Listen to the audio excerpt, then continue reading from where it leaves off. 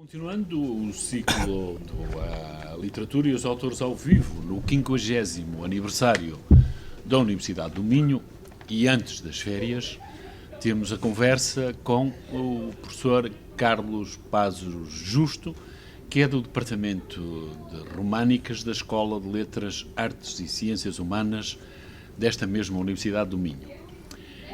Desde 99, que vive por estas bandas de Braga, entre as duas margens do rio Minho, Galiza e o Minho, propriamente dito, mas é na condição de... Não foi o primeiro, provavelmente, nos estudos galegos, aquilo que é a cultura e a língua e a literatura da Galiza, em Portugal, neste caso na Universidade do Minho. De qualquer das maneiras, foi responsável por esta área, por este instituto, se quisermos, ou subinstituto da própria Escola de Letras, Artes e Ciências Humanas, quando chega de lá até cá, 25 anos, em Braga. Como é que foi, professor Carlos Pazos, como é que foi uma pequena história, não é uma história de vida, mas o que foi de lá até cá, já tem em perspectiva a capacidade e a possibilidade, a capacidade sei que tem, mas a possibilidade de olhar de uma forma analítica, fria, podar o que não tem grande interesse, mas o tronco desta experiência de 25 anos na Universidade do Minho. Julgo que veio de Santiago de Compostela, como estudante e depois graduado da mesma universidade, apesar de ser natural da Redondela, como já lá iremos, como o João da Redondela.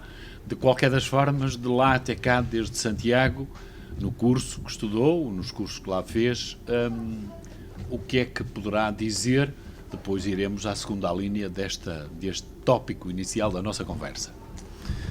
Muito bem, muito boa tarde, António. Em primeiro lugar, queria agradecer o convite para participar neste ciclo de entrevistas para comemorar os 50 anos da nossa universidade. É um prazer enorme poder participar nesta série de entrevistas. Portanto, em primeiro lugar, o meu mais sentido obrigado.